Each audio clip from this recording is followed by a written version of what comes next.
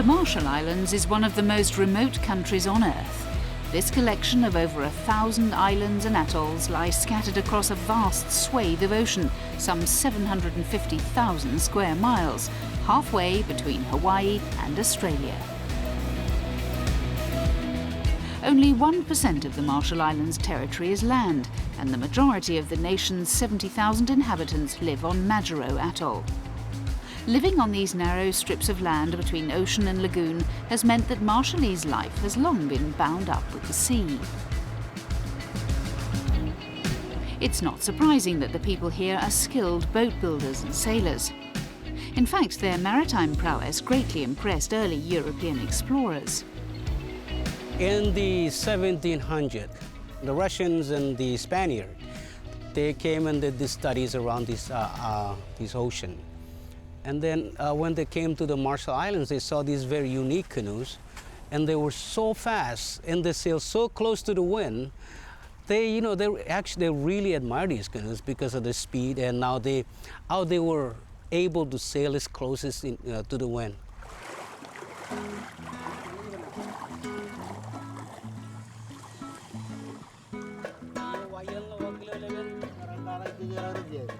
Alson Kellen is one of the most famous faces in the Marshall Islands. The 47-year-old lives on Majuro, where he runs a boat-building program with his fellow sailor, Binton Daniel. He set up the project in order to keep alive the traditional canoe-making skills that have been part of Marshallese culture for centuries. The program focuses on youngsters who have dropped out of school and have limited prospects of finding employment in a country where job opportunities are scarce. It's been very successful. We've worked with almost 300 young people. 60 to 80% of these kids already have jobs. They actually have a good life now. And we're hoping to continue with what we're doing. We offer English, math, canoe building, carpentries, and of course, the important thing is counseling and money management. So we're very happy with what we're doing. The Outrigger canoes built by the project are sold at a healthy profit, and the team here also restore vessels.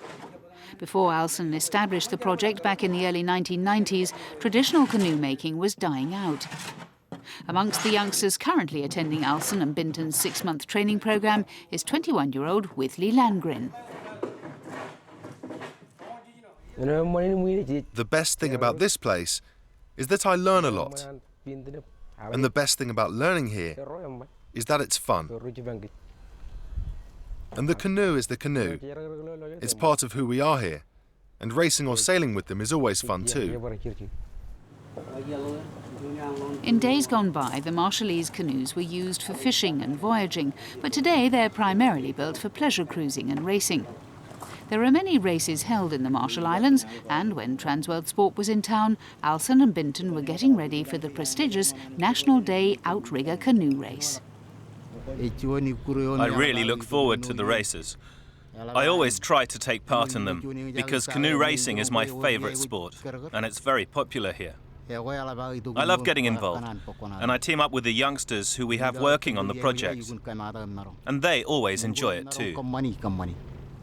Binton is not only one of the best boat builders in the Marshall Islands, he's also one of the leading sailors with a great record in these races.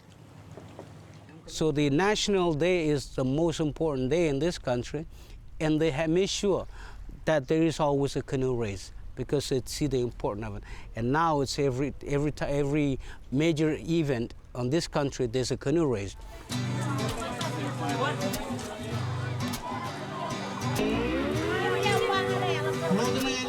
The Marshall Islands National Day celebrates the country's independence and is a public holiday.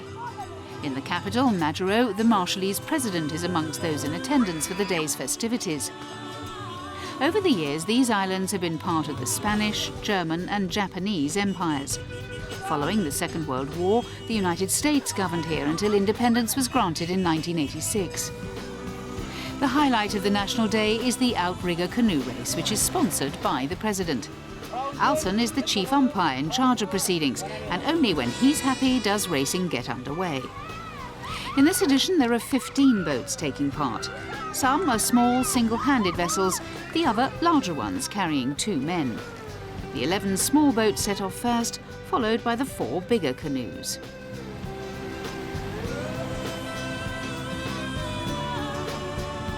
The 10-mile route takes the boats from Majuro to a nearby island and back again.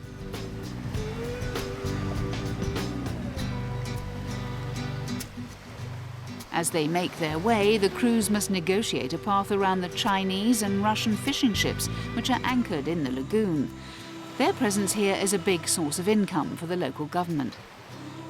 Binton, who usually comes out on top in these races, and his young charge Withley make good progress and are soon challenging for the lead.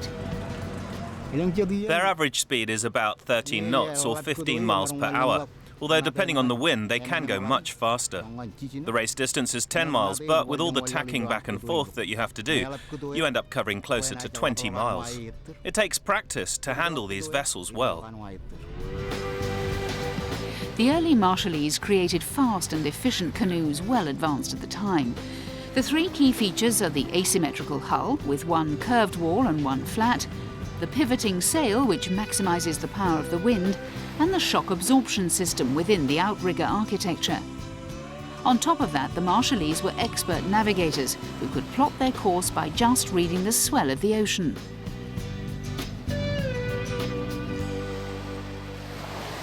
It wasn't just navigation that these people were really known about, but they actually could read the weather. They can predict the weather up to 6 days prior, after 6 days. So what they do, with these really fast canoes and the prediction skills that they have, they could go from one atoll and back, bringing food and water. So it's really, that's one of the things that makes Marshallese skill very unique.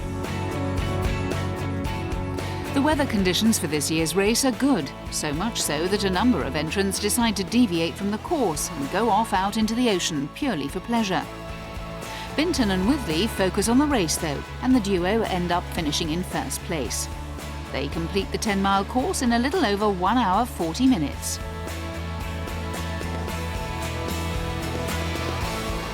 However, this event is not really about winning. It's more a celebration of this nation's proud seafaring heritage.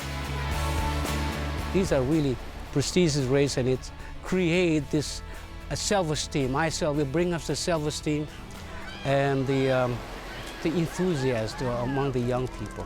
These canoes are the crucial part of the Marshallese identity now.